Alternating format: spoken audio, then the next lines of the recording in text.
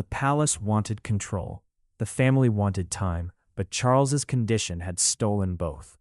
William looked toward Catherine before the final confirmation was released. She gave him no speech, only a steady presence, and that was enough. The prince understood that once the words left him, the tragedy would no longer belong to one room. It would belong to the monarchy, to the people, and to every person standing close. There are new bombshell claims today from royal insiders who say King Charles's cancer is incurable, and he will likely die with the disease. The palace did not shake because of shouting. It shook because of silence. 5 minutes after the private confirmation reached the royal household, Prince William and Catherine made the announcement no one was ready to hear. King Charles's health had taken a tragic turn, forcing the family into emergency talks about duty, succession, and survival. What began as a private medical update became the moment the monarchy felt heartbreak in public. Before we go deeper into what this really means for the royal family, make sure to subscribe so you don't miss a single update. William did not rush toward the announcement. He stood over it like a man staring at a sentence that had the power to split his life in two. Catherine remained beside him, close enough to feel the change in his breathing, quiet enough to let him carry the first shock alone. The senior royal duties, meaning the official public responsibilities handled by working royals on behalf of the king, would now be urgently reviewed. That single phrase mattered because it meant this was not only a health update. It meant the palace was preparing for a possible shift in who carried the crown's daily weight. Catherine watched the prince read the final line twice. His hand tightened around the page, then slowly loosened, as if even his fingers understood that anger could not change what had been written. Charles was not in the room when the confirmation was prepared, and that absence struck everyone harder than any spoken warning. The king had always been the center of these decisions. Now the monarch's silence became the loudest proof that something deeper had broken behind the palace walls. The sealed health update had arrived after a private palace briefing, a controlled meeting where trusted medical advisors delivered confidential information before any public statement was shaped. A medical advisor, in simple terms, is a doctor trusted to guide official decisions when a royal health matter affects public duty. That detail mattered because the family was no longer dealing with whispers or concern. They were dealing with a formal warning serious enough to reach William and Catherine before anyone else stepped inside. William finally placed the paper down. He did not slam it. That restraint made the moment more devastating. Catherine saw not just the future king, but a son fighting to keep his grief hidden before the nation could even begin to understand it. She knew the words would be repeated across every screen, every home, every table. Yet she also knew the wound behind them belonged first to a family. A private instruction moved through the household with chilling speed. No unnecessary movement, no public denial, and no informal comment from any royal office until William spoke. That enough to the crown to be tested by it. And as the words left William's mouth, the tragedy stopped being only about Charles's health and became a test of everyone standing closest to the crown. Behind the palace walls, the announcement landed differently on every heart. For William, it was the sound of childhood fear returning in adult form. For Catherine, it was a call to stand beside him while the ground shifted beneath their family. For Charles, it was the cruelest reminder that even a king cannot command time. And for Camilla, it was the beginning of a loneliness no title could soften. William stared at the announcement draft as if the paper had become heavier with every word. The prince was no longer standing there only as a son. He was standing there as heir, meaning the next person in line to carry the crown when the monarch can no longer do it. That mattered because Charles's health crisis had suddenly pushed the future closer, not as a ceremony, but as a burden. The monarchy needed someone steady, and the future king knew everyone was already looking at him. Catherine placed one hand over William's hand, not to stop him, but to keep him from disappearing inside his own fear. The princess understood his silence before anyone asked him to explain it. She knew the difference between duty and grief. She knew when the prince was choosing words for the public, while hiding pain meant for no one but family. Her calm mattered, because if he broke, the whole room would feel it. Charles had made one request before the announcement moved forward. The king wanted William and Catherine to confirm the news. Not a medical secretary, not a palace aide, not some cold official voice. A palace aide, in simple words, is a trusted staff member who helps manage royal duties and private instructions. That choice mattered because the monarch wanted the future of the crown to speak with one voice. He wanted strength, but he also wanted tenderness. Camilla received the news separately, and the queen consort did not reach for anyone. She sat rigidly in her chair as the door closed, her face pale, her hands still, her title suddenly useless against the loneliness spreading around her. Camilla had stood beside Charles through storms before, but this felt different. This was not gossip. This was not family tension. This was the king's body, forcing the palace into decisions no heart was ready to make. A senior aide quietly removed a public engagement folder from Charles's desk. Public engagements are official visits and appearances where royals represent the crown in front of the people.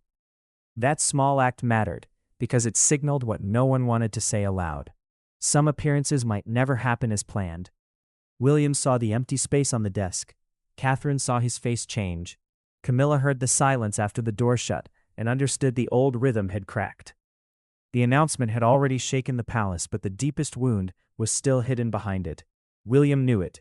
Catherine felt it. Charles had prepared for it, and Camilla, alone with the truth, began to realize that the tragic confirmation was only the surface. To understand why this confirmation carried such devastating force, the palace had to look back to the moment that changed everything. Every royal crisis has a moment that later feels impossible to ignore. This one began not with a public collapse, not with a headline, but with a dinner no camera saw at Windsor. During what was meant to be a calm family evening, Charles reached for his glass, stopped mid-conversation, and looked toward William with an expression that made the room fall silent. That was the trigger no one forgot. Charles had entered that dinner, determined to keep control.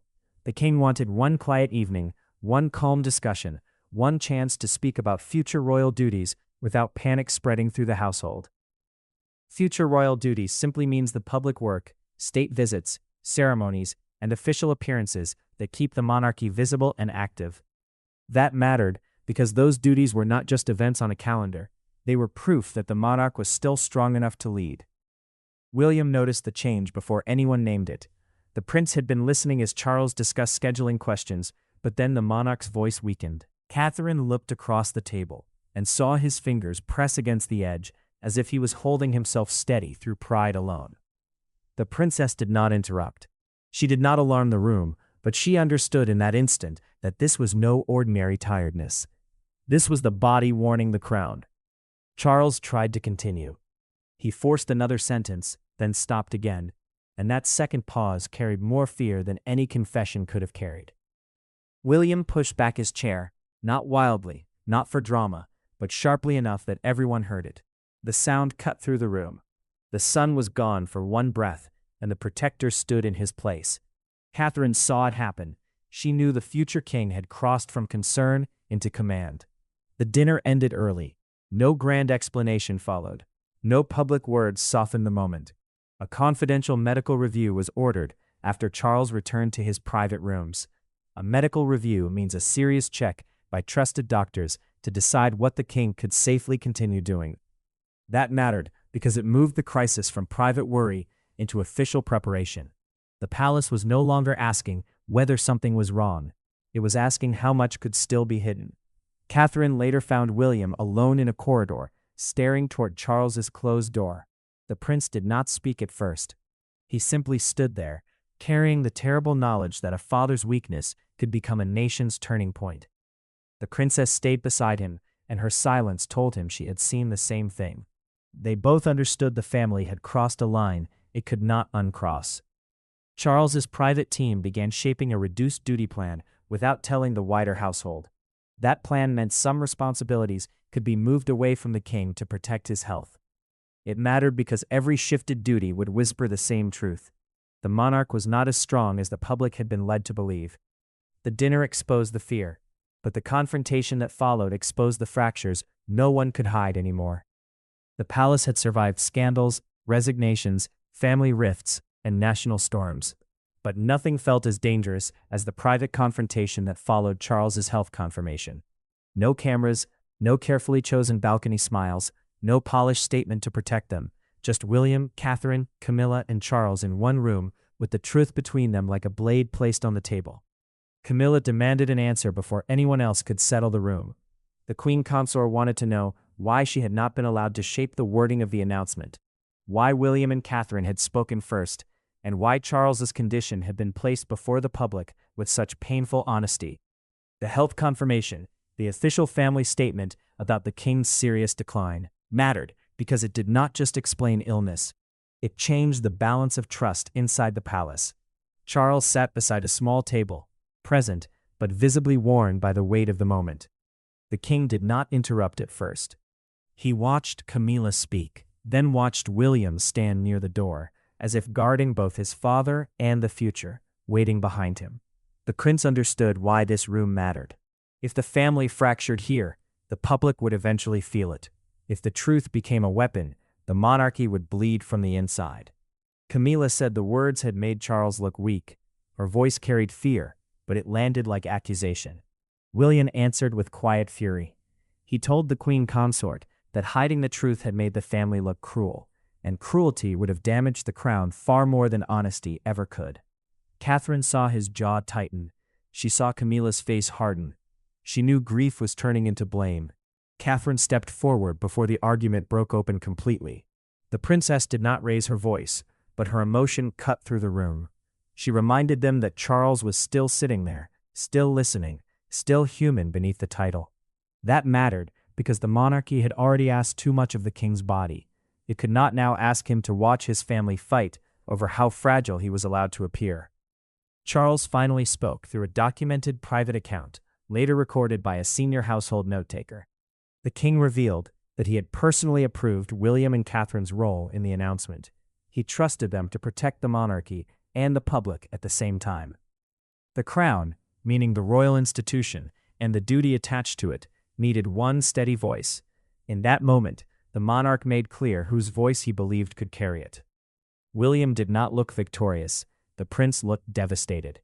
Catherine stayed close, knowing this was not a win for them, it was a wound. Camilla heard the second truth a moment later. Some royal duties had already been reviewed, and certain responsibilities could move to William sooner than expected. The queen consort went still, because that was the part no one had said out loud. Charles lowered his gaze, and the room changed. The king had not only confirmed his trust, he had confirmed a shift. Camilla understood it. Catherine felt it. William carried it. And from that moment, the crisis was no longer only about health, grief, or family pain. That question moved the crisis from emotion into control.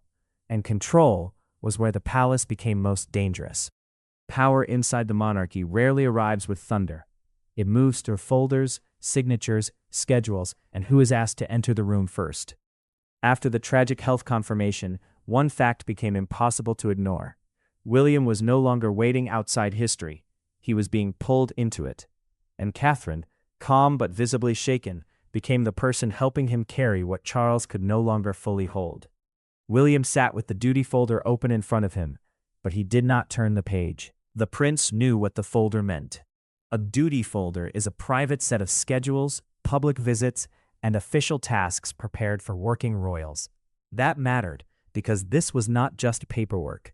Every page showed where the king might no longer appear, and every replacement line pushed the future king closer to a role he never wanted to inherit, through fear. Catherine watched him struggle with the silence. The princess understood that stepping forward could look powerful to the world, but inside the family, it felt like grief wearing a uniform. She told William that protecting Charles did not mean replacing him. It meant giving the monarch space to choose what strength still looked like. Her words mattered because the palace needed steadiness, but the prince needed permission to be a son before becoming a symbol. Charles's reduced schedule was no longer treated like a short pause. The king's condition had turned it into a serious constitutional and emotional adjustment. Constitutional, in simple words, means anything connected to how the monarchy functions within the country's public system. That mattered because Charles was not only a father trying to recover, he was the monarch, and every cancelled duty raised questions about who would carry the crown's work next. A palace aide entered quietly with a marked list from Charles's office. The aide revealed through a documented household account that the king had already placed William's name beside several engagements before the public announcement. The monarch had understood the decline earlier than most people around him. He had not been careless. He had been preparing. That discovery hit the prince harder than any command, because it proved his father had been thinking about the future while hiding the pain of the present. William looked toward Catherine and admitted the truth he had been swallowing all morning. He said he never wanted this moment to arrive through suffering. The princess did not rush to comfort him with easy hope. She simply reminded him that Charles still had dignity, still had choice, and still had a son strong enough to guard both. The future king heard her, but the weight did not lift, it only settled deeper. Camilla discovered the shift when a decision that once would have reached her first moved through William's office instead. The queen consort stood frozen when she learned that some instructions were now being checked by the prince before final approval. Camilla had feared grief, she had feared illness, but influence moving without warning felt like another kind of loss. She understood how quickly a crisis could rearrange the room around her. Charles remained at the center, yet the machinery had begun turning around William. Catherine saw it. Camilla felt it. The prince could no longer pretend it was temporary. Power had not announced itself with a crown or a speech. It had arrived through changed schedules, careful wording, and one father quietly preparing his son before the son was ready. By the next morning, the palace was no longer asking what had happened. It was reacting to what could no longer be undone. Morning arrived, but the palace did not feel awake. It felt wounded. The announcement about Charles's health had traveled faster than any official could contain, and inside the royal household, every corridor seemed to carry a different kind of fear. Staff whispered over changed schedules. Aides removed names from briefing papers, and Camilla, standing alone beside a window, understood that the old rhythm had broken. Camilla watched an aide remove Charles's next engagement card from the board. The queen consort did not ask him to stop. She only stared as the card disappeared, and her face shifted from disbelief to grief. An engagement card is a schedule note for an official royal appearance, and removing it meant the king might no longer attend as planned. That mattered, because Charles's absence would not be hidden inside palace walls. Every empty seat would speak for him. William received the first call before the household had settled into the morning. The prince paused before answering, because every ring now sounded like preparation, not support. A senior courtier, meaning an experienced palace official trusted with royal decisions, explained that emergency scheduling revisions had begun. That mattered, because the family was no longer waiting to see what happened next. The palace was already changing around the king's weakness. Catherine stood close enough to hear William's answers grow shorter. The princess knew those short replies were not coldness, they were control. She understood that he was being asked to prepare for a larger public role, not as ceremony, not as honor, but as an urgent response to Charles's condition. The future king was being pulled forward while still trying to remain a son. Catherine saw the pain of that split before anyone else did. Charles's reduced duties triggered private calls to senior family members. The king had not vanished from the center of power, but his condition forced others to move before the public saw the full shape of the crisis. That mattered because the monarchy survives on continuity. And continuity means the crown must appear steady even when the family behind it is shaken. William knew this. Catherine knew this. Camilla felt it most painfully when another folder left Charles's desk. The palace quietly drafted two versions of the next public statement. One sounded hopeful, the other sounded far more severe. A public statement is the official message released to the nation when the royal household wants one controlled version of events. That mattered because two drafts meant uncertainty. It meant no one could fully promise comfort. It meant the next words might either calm the country or deepen the wound. Catherine learned through a private briefing note that Charles had specifically requested she remain close to William during all future meetings. The princess absorbed that detail quietly, but it struck her deeply. The king was not only trusting his son, he was trusting her to steady him when duty became too heavy. William looked at Catherine when she told him, and for a moment no title mattered, only the fear between them did.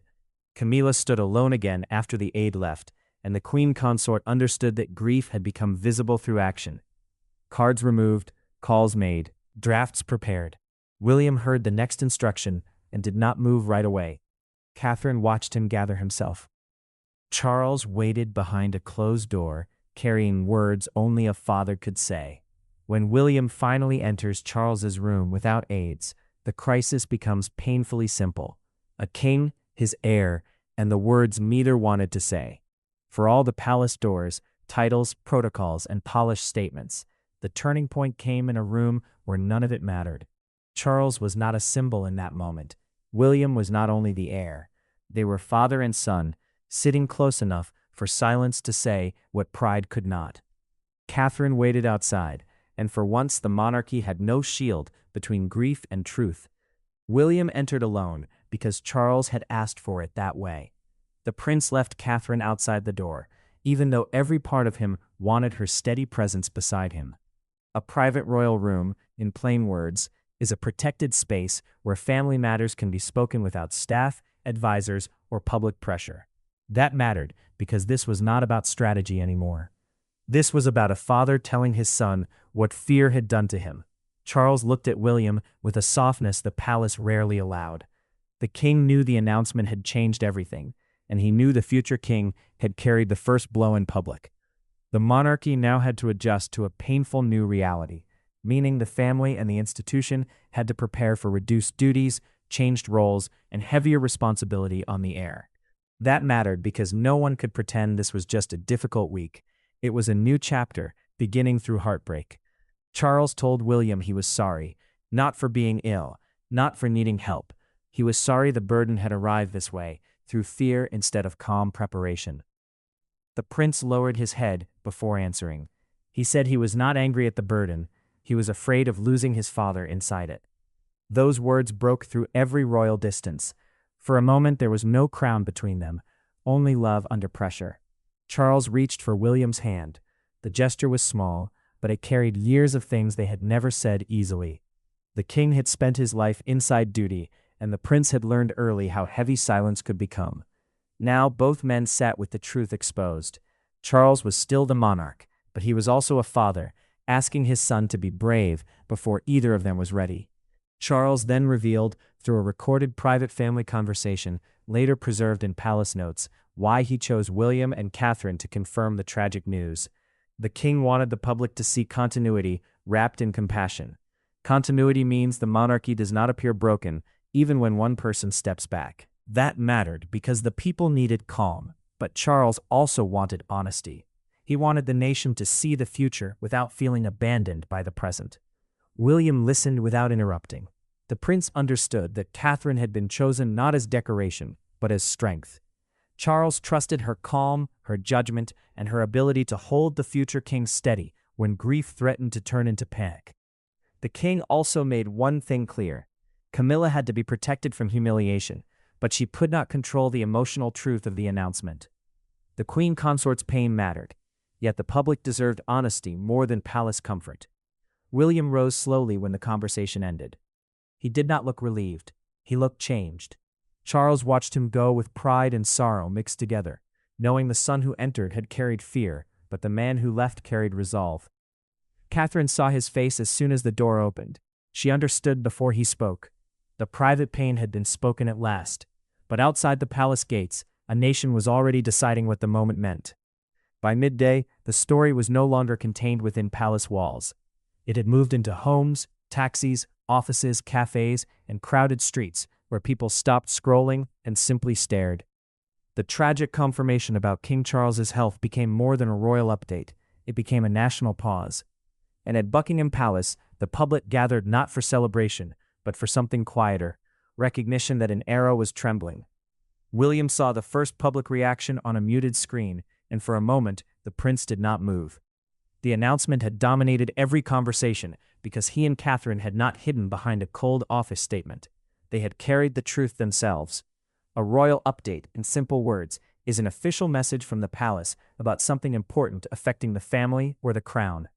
That mattered because this update was not about travel, ceremony, or celebration. It was about the king's health and the future of the monarchy. Catherine stood near William as the broadcasters replayed his words again and again. The princess heard one presenter frame the moment as a defining test for the monarchy, focusing on the prince's restraint and her calm presence beside him. That mattered because the public was no longer judging only the news, they were judging who looked ready to carry the pain. Catherine understood that her stillness had become part of the message. A small crowd gathered near the gates of Buckingham Palace. One elderly woman placed a single white rose against the railing and whispered that Charles had looked tired for too long. Buckingham Palace, for viewers who may not know, is one of the monarchy's most recognized working homes and a public symbol of royal life. That mattered because people did not gather there by accident. They came because the king's health made the symbol feel human. William watched that moment and turned away. The prince was not ashamed of grief. He was shaken because strangers had seen what he had been trying to hold privately since the Windsor dinner. Catherine noticed his reaction and stayed close, not speaking over the silence. She knew the future king could face a nation, but facing a nation's sorrow for his father was something different. A newspaper front page appeared with the stark headline, "The King Steps Back. William and Catherine lead the nation through pain." The words landed hard across the palace because they made the shift feel official, even before every decision had been announced. A front page is the main page of a newspaper, the place where the biggest story is placed for everyone to see. That mattered because the public had already chosen the image that would define the day. One broadcaster said the defining image was not a crown, not a balcony, not a golden carriage, but Catherine standing beside William as he confirmed the hardest truth of his life. The princess heard the line later, through a recorded media briefing, and it unsettled her. She had not stood there to become a symbol. She had stood there because the prince needed her, because Charles trusted her, and because the country needed calm. Camilla heard the public reaction from another room, and the queen consort understood that the nation was already moving emotionally toward William and Catherine. She felt the sting of it, but she also knew why it was happening. Charles's illness had created fear, and fear searches for steadiness. The king had chosen where that steadiness should come from. The world had reacted with shock, but the final verdict belonged to the people who had lived the heartbreak from inside the crown. In the end, the tragic confirmation about King Charles's health did not destroy the monarchy. It stripped it bare. It revealed the fear beneath the ceremony, the love beneath the duty, and the cost of a crown passed through pain instead of celebration. William and Catherine did not simply deliver news. They carried a wounded family through its most human hour and changed the meaning of leadership forever. Charles accepted the reduced role with quiet dignity. The king set down his pen after signing the revised duty plan and looked toward William with pride instead of defeat. A revised duty plan means a changed list of royal responsibilities shaped to protect the monarch's health while keeping the crown steady. That mattered because this was not surrender. It was a father choosing truth before pride and a king choosing the future before appearance. William did not smile when Charles looked at him. The prince understood the weight of that look. Succession, in simple words, means the order of who carries the crown next when the monarch can no longer do so. That mattered because the public had stopped seeing it as distant tradition. They now saw it as a living burden carried by real people with real fear, real grief, and real love behind every title. Catherine stood beside William afterward, not speaking for him, not taking the moment from him, but giving him the strength to remain steady when his grief threatened to show. The princess had become more than a calm presence. She had become the quiet force that helped the future king stand when the family's private pain became a national turning point. William knew it, Charles knew it, and the palace felt it. Camilla's heartbreak remained real. The queen consort had lost the rhythm she once knew beside Charles, and she had watched decisions move toward William and Catherine faster than her heart could accept. But Camilla finally understood the hardest truth. Protecting the king meant accepting the future he himself had trusted to them. Her pain did not disappear. It simply stopped fighting the truth. Charles had prepared this transition emotionally before anyone else understood it. Through a documented private account kept in palace notes, the king's choice became clear. He had chosen compassion over secrecy at the most painful moment. He did not want the monarchy to hide behind polished words. He wanted the country to see honesty, steadiness, and family strength standing together. William carried that honesty. Catherine gave it grace. Charles gave it permission. And Camilla, wounded but no longer resisting, accepted that love sometimes means stepping back from control. This was not merely tragic news about a king's health. This was the moment William and Catherine became the emotional guardians of the crown. There is no unfinished question left behind. Charles gave the monarchy honesty. William gave it steadiness. Catherine gave it grace, and together they turned a moment of sorrow into a solemn passage of strength. Thanks for watching. Please don't forget to like and subscribe, and we will see you in next.